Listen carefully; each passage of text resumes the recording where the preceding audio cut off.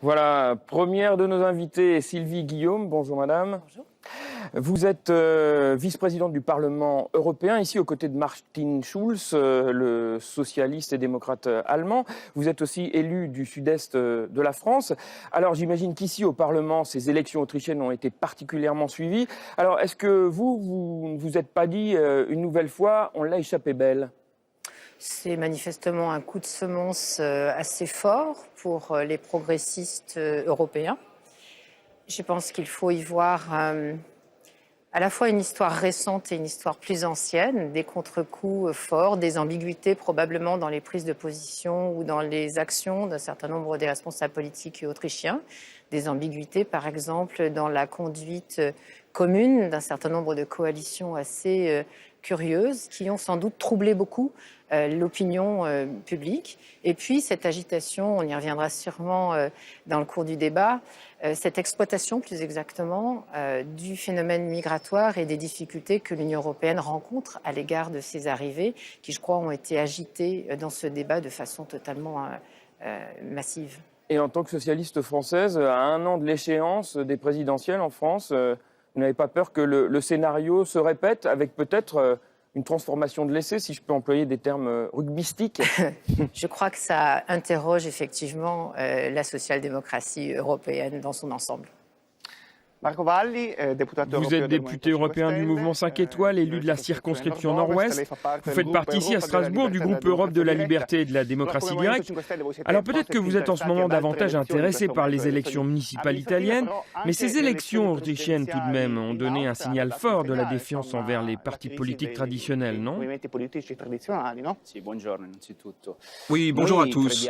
Effectivement, je crois que les électeurs commencent tous à s'apercevoir qu'ils ont été trompés par la politique de cette Commission européenne et de cette Europe à direction Juncker qui allait m'allier à la finance et aux plus puissants. Les gens sont fatigués de cette politique qui ne pense qu'à ses propres intérêts au lieu de s'occuper des vraies difficultés des gens du peuple. Mais si vous aviez été autrichien pour ces élections, pour qui auriez-vous voté? Moi, personnellement, je ne veux pas faire connaître mon choix. D'abord parce que je ne suis pas autrichien et puis que je respecte la volonté exprimée par le peuple autrichien lors de ce scrutin. Mais cette élection montre bien comment un petit pourcentage de voix, environ 30 000 seulement, a réussi à faire élire un candidat qui a dû être soutenu par la coalition des grands partis classiques pour être élu. Et cela face à un candidat qui n'était soutenu que par son propre parti et qui portait à lui seul la colère du peuple. On voit à quoi peut aboutir l'incapacité des partis traditionnels à trouver des solutions à la vague de migration. Quand on n'obtient pas satisfaction, il est normal que l'on ait envie de changer. Dominique Martin, vous êtes eurodéputé et notre troisième invité, eurodéputé au Savoyard, lui au sud-est de la France. Alors votre parti, le Front National, fait groupe commun avec le FPÖ autrichien, donc inutile de vous demander qui vous auriez voté aux élections présidentielles. En revanche, à 1 an des élections présidentielles en France, est-ce que vous considérez que les conditions sont réunies pour que Marine Le Pen réussisse là où votre collègue autrichien a failli de peu? Oui, tout à fait. Alors, contrairement à ce qui vient d'être dit, évidemment, il y a le phénomène migratoire récent. Mais je crois que c'est un problème de fond et c'est ce que les eurolâtres n'ont pas encore compris. Je veux dire, avec la création de cette communauté européenne, on nous avait promis le lait et le miel. On devait partager la richesse. Ça devait être fantastique. Là, on vous parlait des élections françaises. Dites-nous, on va en reparler de la crise des migrants, on va reparler de tout ça. Oui. Mais dites-nous votre sentiment sur les élections présidentielles françaises. Qu'est-ce qui a manqué à vos collègues autrichiens? Qu'est-ce qui a manqué? Non, ce qui s'est passé d'ailleurs, il faut déjà savoir qu'il y a eu des fraudes. Le système gouverne mal, mais se défend très bien. Il faut savoir qu'il y avait un écart de voix annoncé à l'issue du scrutin de 30 000. Actuellement, l'écart de voix est réduit à 1 000. Et il y a des communes, très curieusement, où le taux de participation dépasse les 100%. Si vous voulez, c'est quand même ambigu. Et avec ce système de vote par correspondance, eh bien, les maisons de retraite ont voté massivement. Les prisons ont voté massivement, mais également les hôpitaux psychiatriques ont voté massivement. Donc, ils gouvernent mal, ils se défendent bien. Maquiller ou détourner 30 000 voix, c'est encore possible, mais dans les mois qui vont venir, ça va devenir très difficile pour ce système qui, je le rappelle, gouverne très mal, mais se défend très bien. Alors, on va présenter notre dernière invitée, Massimiliano Salini. Buongiorno. Buongiorno. Vous êtes eurodéputé du parti Forza Italia de Silvio Berlusconi, qui est affilié ici à Strasbourg au groupe du Parti populaire européen, majoritaire au Parlement. Comment expliquez-vous la faillite des traditionnels partis de gouvernement ? La poussée populiste produit en effet un peu partout. En Autriche, on l'a vu, mais aussi en France ou en Italie au premier tour dimanche dernier des élections municipales avec la montée du parti Cinque Stelle. Comment expliquez-vous cette faillite ? Mais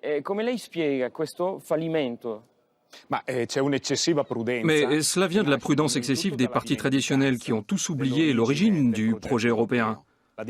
Mais regardez comment les politiciens ont du mal à présent dans leur discours à toucher les gens dans leur quotidien. Ils ne réussissent pas à percevoir les difficultés de leurs concitoyens alors que la plupart du temps elles viennent de la pauvreté qui progresse. Même dans un pays plutôt riche comme l'Italie, on ne parle aujourd'hui que de pauvreté et de chômage, surtout chez les jeunes dont 40% sont sans emploi. Donc, premièrement, un éloignement du politique, des dynamiques de la vie des gens. La deuxième cause, c'est une trop grande prudence culturelle vis-à-vis de cette attitude très bobo qui consiste à nier complètement les traditionnelles racines chrétiennes de l'Europe. Je vous donne un exemple à propos de la crise migratoire qui me révolte vraiment. Quand j'entends parler de la migration comme ressource pour le vieux continent, mais de quoi parle-t-on ? De ce continent où il y a plus de morts que de vivants, où les gens ne font plus d'enfants, comme c'est le cas en Italie, qui est le pays d'Europe après la Grèce où l'on fait le moins d'enfants et où pourtant les jeunes sont le plus au chômage. Alors comment peut-on dire que les migrants sont une ressource pour nous ? Parce que si nous faisons ce que nous devrions faire, et si nous étions ce que nous devrions être, nos familles et nos jeunes auraient assez de travail chez nous pour ne pas partir d'Europe. À cette prudence, ajoutez cette incapacité des politiques à considérer les vraies difficultés des gens et vous comprendrez pourquoi les partis traditionnels et leur dirigeance de l'Europe a été justement punis par les électeurs.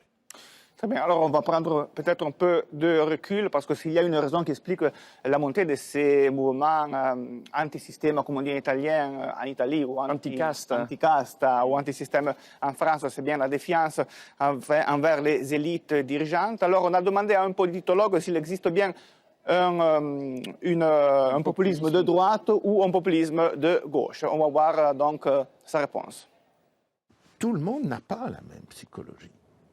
L'un des éléments de différenciation très anciens pour les gens qui étudient les psychologies collectives entre la droite et la gauche, c'est êtes-vous d'accord avec l'idée qu'il faut une hiérarchie et des chefs ? Bon, et ceux qui disent qu'ils sont d'accord, c'est des gens qui ont tendance à être de droite. Bon, c'est une mesure, si vous voulez, de psychologie collective. Ceux qui disent qu'ils ne sont pas d'accord, c'est souvent des gens qui disent qu'ils sont de gauche. Quand vous avez une délégitimation des élites, quand vous pensez qu'il faut une hiérarchie et des chefs, c'est beaucoup plus grave. Ça peut provoquer chez vous une panique morale. Parce que ça veut dire que ce qui doit être le pilier de l'ordre social s'effondre. Et donc il ne faut pas s'étonner que dans des situations de ce genre, vous avez précisément des mouvements de droite radicale qui émergent brutalement. Chez la gauche, ça ne va pas provoquer obligatoirement une panique morale, puisque de toute façon, ce système-là, on l'a faute de mieux, c'est pas très bon. Par contre, si la situation s'aggrave, ça va provoquer si vous voulez, un accroissement des revendications démocratiques. Et c'est ça qui permet de comprendre, si vous voulez, par exemple, le mouvement 5 étoiles en Italie. Bon, et c'est ça qui permet de comprendre aussi le renouveau depuis plusieurs années de la thématique sur la 6e République en France. Sylvie Guillaume, on a parlé de la crise du système, de la défiance de l'opinion publique envers les partis traditionnels. Justement, les partis traditionnels, qu'est-ce qu'ils peuvent et en ce cas doivent faire pour répondre à cette montée des populismes? Moi, j'ai tendance à penser que nous faisons notre travail, je crois, de construction de parlementaires avec des voix qui manifestement ne sont pas concordantes sur plein de sujets, mais qui en même temps sont une volonté de faire en sorte que ce pouvoir démocratique s'exprime. Moi, sur certains sujets, je termine ma phrase juste, j'ai soutenu un certain nombre de dimensions qui ont été préconisées par la Commission européenne pour essayer de régler un certain nombre de problèmes. Je ne partage pas tout, je ne soutiens pas tout. Là où je suis très critique, c'est sur la troisième institution et ce délitement au sein du Conseil, dans les États membres, sur ce que représente l'Union européenne et finalement ce retrait qui fait que l'avancée commune que nous avons toujours essayé de mettre en route et de poursuivre est stoppée par cette position sur les questions économiques, sur les questions de migration, avec des fins de non-recevoir qui sont très appuyées sur des opinions publiques nationales. Il ne faut pas négliger les opinions publiques nationales, mais l'agitation qui est faite d'un certain nombre de peurs, de réactions est très mauvaise. Quand j'entends monsieur dire, ce que je crois avoir compris également, c'est que finalement il y a une menace et il n'y a pas besoin de migration. Je voulais juste qu'on se réfère à une tentative qui a été faite il y a quelques années par votre leader national, qui était d'arrêter avec toutes les aides auprès des personnes âgées qui étaient majoritairement effectuées par des femmes d'origine étrangère. Je crois savoir qu'il a été proposé de se débarrasser de ce genre de personnes et de les renvoyer. Et puis, je crois que l'État italien, à ce moment-là, s'est rendu compte que c'était économiquement très difficile de se remplacer ces personnes et d'effectuer le même service. Donc, à un moment donné, il y a un espace pour que les gens qui migrent, et je ne suis pas une partisane d'une migration échevelée, sans contrôle. J'appuie beaucoup sur le fait qu'il faut qu'il y ait un contrôle.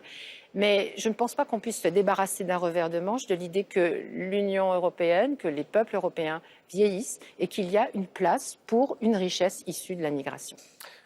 Alors justement, puisque nous sommes dans le thème de la crise migratoire, restons-y. Dominique Martin, c'est un thème de prédilection de votre parti, de votre groupe même, ici au Parlement européen. En quoi la fin de l'Union européenne telle qu'on la connaît actuellement, que vous préconisez, apporterait-elle une solution à la crise migratoire? Expliquez-nous.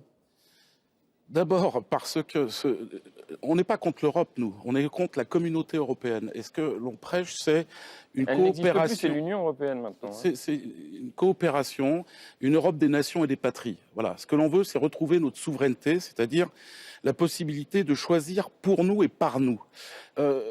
Madame Guillaume dit que c'est l'expression du peuple et que cette maison est démocratique. Non, je crois que maintenant les Français, en tout cas, ont compris qu'elle est tout sauf démocratique. Vous avez été élu démocratiquement, cette maison est une chambre d'enregistrement et ne fait qu'appliquer ce que la Commission décide. Or, les gens qui sont à la Commission n'ont été élus par personne.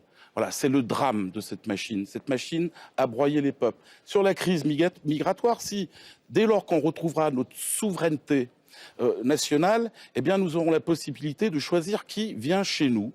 C'est un petit peu comme chez vous. J'imagine que vous avez une porte. Et concrètement, et que ça veut dire quoi? Ça veut dire que les gens qui prennent le bateau en Libye, qui arrivent sur les côtes d'Italie, on en fait quoi? Alors nous, ce que l'on pense, quand on aura retrouvé notre souveraineté, c'est qu'il faut non pas traiter les effets des mouvements migratoires, mais il faut s'attaquer aux causes. Et les causes, c'est d'une part ces réfugiés politiques qui quittent la guerre, mais qui a mis le feu aux poudres dans ces pays? C'est nous, notamment M. Sarkozy avec son intervention en Libye. Point 1. Point 2, vous avez les réfugiés économiques. Mais alors, vous avez les réfugiés économiques. Eh bien, qu'est-ce qu'il faut faire? Il faut des coopérations intelligentes avec ces pays émergents. Et la première des solutions, c'est ne pas prendre leur force vive par l'immigration pour peser à la baisse sur nos salaires. Il faut les aider sur place. Il ne faut pas partager ce qu'eux disent la richesse, mais nous, ce que nous appelons le partage de la misère. Il faut les aider, eux, à s'enrichir sur place par des coopérations intelligentes. Et ça, l'Europe n'est pas décidée à le faire. Mais vous devriez être attentif à ce qu'a proposé la Commission hier, Monsieur Martin. C'est exactement ce qu'a proposé la Commission hier ce que fait Madame Guillaume, c'est l'esclavage des temps modernes. C'est-à-dire, elle va chercher des pauvres gens à 3000 km en nous expliquant que ça va nous enrichir. Non, c'est de l'exploitation humaine.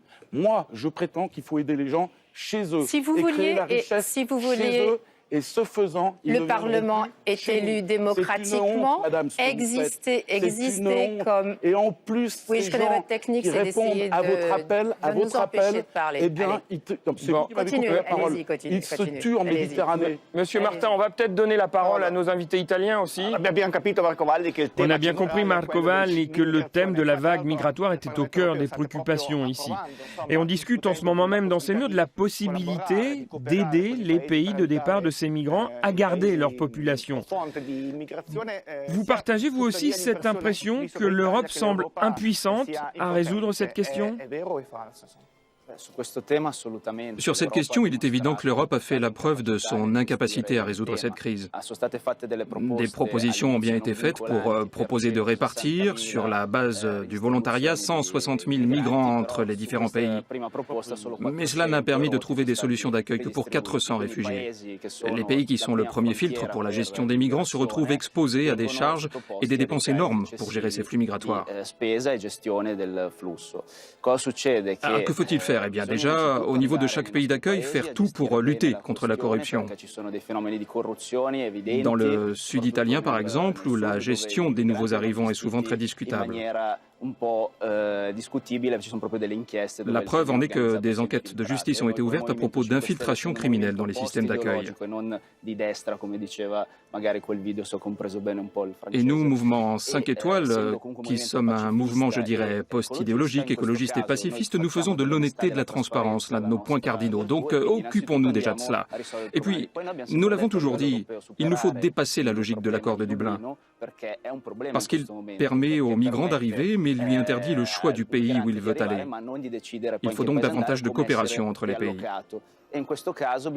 Les propositions faites par la Commission, de ce point de vue, ne vont pas dans le bon sens, parce qu'elles introduisent un type de système de sanctions qui ne fonctionne jamais.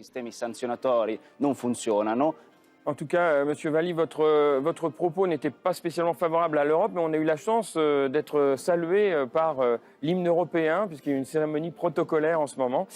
Ça ne va pas nous empêcher, en tout cas, de voir ce reportage, puisqu'on parlait de la crise migratoire et des mouvements populistes qui surfent sur cette crise migratoire pour rallier les votes. Eh bien, je vous propose tout de suite de voir l'exemple de Pegida, un mouvement qui grandit toujours davantage un peu partout dans l'Europe du Nord, surtout avec comme point d'appui la peur de l'islam et celle des migrants.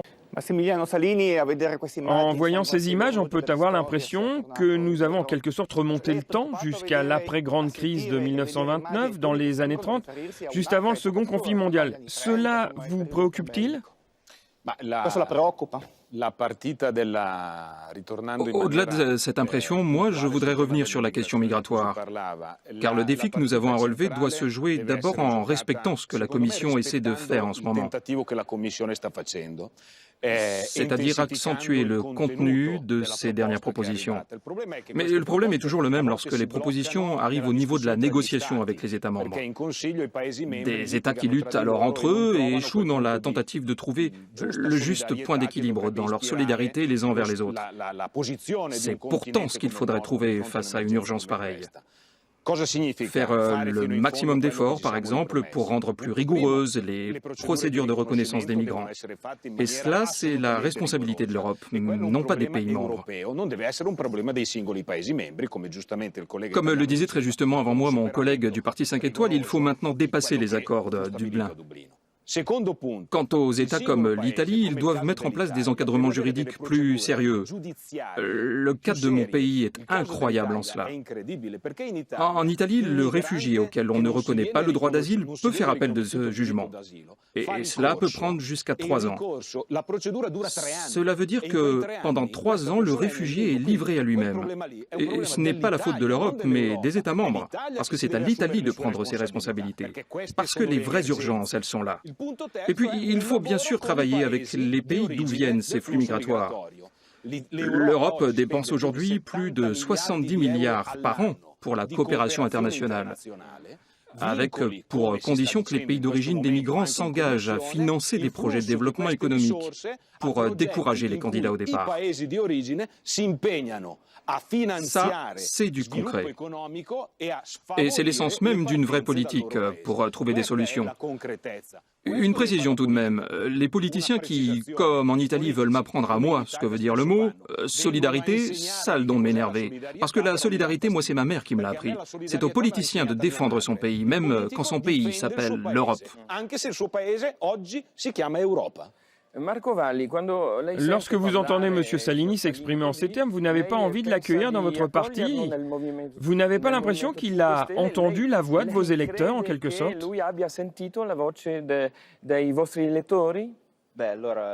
Non, je ne pense pas pouvoir l'accueillir. Déjà parce que nous avons des règles très rigides. Notre mouvement est interdit, par exemple, à toute personne ayant déjà adhéré à un autre parti politique. Et nous ne pouvons exercer plus de 2 mandats avant notre retour à la vie citoyenne. Alors ça irait, je ne suis qu'à mon premier mandat. Monsieur Salini, pourtant, semble critiquer comme vous la classe politique telle qu'on la connaît depuis des années. Alors, nous qui n'avons jamais gouverné le pays, à la différence du parti de M. Salini, nous avons l'espérance de donner aux Italiens une nouvelle force politique très transparente dans sa gestion des finances avant tout. C'est la seule façon de stopper la corruption généralisée du pays. Et puis nous sommes une force progressiste, différente de ceux qui, au sein des vieux partis, d'un seul coup se mettent du côté du cheval vainqueur, même s'ils critiquent justement cette Europe qui n'agit pas dans l'intérêt de ses peuples.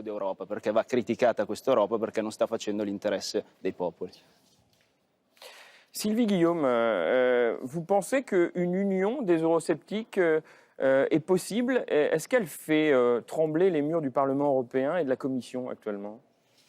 La présence de gens qui expriment de l'intérieur, par exemple, de cette institution, la volonté de sa destruction, oui, pose une problématique. Est-ce que ça veut dire que tout le monde est d'accord depuis un certain nombre d'expressions qui sont des expressions de néo-nazis dans ce Parlement européen, jusqu'à des expressions qui sont d'euroscepticisme? Je trouve que la façon dont vous exprimez les choses d'une union entre tout ce petit monde est assez aléatoire. Mais après tout, c'est leur affaire. Moi, j'ai à m'exprimer comme parlementaire qui essaye de trouver, s'agissant par exemple de ce type de problématique dont nous venons de parler en matière de migration, d'essayer de trouver des solutions plus que d'agiter des problèmes. Essayer par exemple de trouver des solutions à la crise qui génère en ce moment le départ de plusieurs millions de personnes depuis la Syrie. Ça veut dire arrêter cette guerre, ça veut dire aussi trouver les moyens que dans les pays sources de migration, on n'ait pas nécessairement le recours au départ, donc retrouver un équilibre économique de manière à ce que la migration ne soit pas le recours. Et on pourrait essayer de cette même manière de trouver d'autres solutions. Par exemple aussi, quand nous sommes confrontés dans nos pays à une impossibilité à faire des retours de personnes qui ne sont pas admises sur le territoire. Donc il y a plusieurs solutions, je crois, à trouver de façon posée et non attentatoire aux valeurs de l'Union européenne. Voilà, avant de nous quitter, je voudrais tout de même que chacun nous dise un petit mot sur un événement de la fin du mois de juin, qui est particulièrement attendu et suivi par toute l'Europe et même le monde entier, c'est le Brexit bien sûr. Madame Guillaume, vous le voyez comment, ce référendum? Avec anxiété?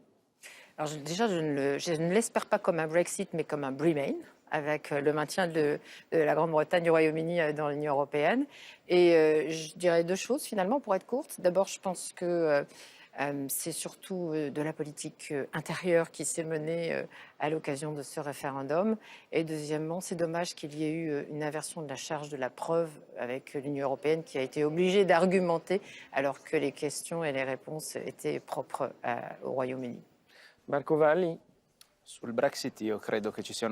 crois que le Brexit est une chance formidable de tester le système du référendum. On verra ce que ça donne après que les Anglais soient informés et votés. Et espérons que le Parlement anglais et que les institutions européennes respectent la décision du peuple. Et aussi que dans la future architecture de la zone Europe que les eurocrates nous préparent, on utilise plus souvent le référendum pour impliquer les citoyens. Parce que nous voulons que ce soit d'abord les peuples qui décident. On pourrait organiser, pourquoi pas, un référendum sur l'euro par la suite, parce qu'on n'a jamais été consulté sur cette question-là. On n'a plus le temps, c'est dommage. Je vois Sylvie Guillaume qui saute sur sa chaise, mais on n'a malheureusement pas le temps. Dominique Martin, le Brexit. D'abord, je ne suis pas certain que le Royaume-Uni ait jamais fait partie de la communauté européenne. Chacun sait que c'est le 42e État des États-Unis. Mais j'en attends beaucoup de choses. Et la démonstration qu'un peuple qui a décidé de récupérer sa souveraineté est tout à fait viable hors de la communauté européenne. Ça sera une belle démonstration. Massimiliano Salini. Moi, j'espère que les Anglais resteront parce qu'ils font partie de l'histoire européenne, ce qui ne voudra pas dire qu'ils sont parfaitement satisfaits de la façon dont l'Europe répond aux exigences du Royaume-Uni. Mais il faut qu'ils soient conscients que ce sont eux qui paieraient en premier le prix de leur sortie. Le reste de l'Europe a déjà prévu les mesures d'adaptation à une éventuelle sortie. Très bien, sur ce mot sur le Brexit, où s'achève cette première partie de notre émission, mais l'actualité européenne ne s'arrête pas là, non? Non, et puis on va reparler tout de même encore du Brexit avec nos confrères de la presse européenne dans la deuxième partie de La Voix est libre Alp Express. Restez avec nous, un petit flash d'infos tout de suite sur l'actualité du jour et on se retrouve ici au Parlement européen. À tout à l'heure. A tra poco. À très poco.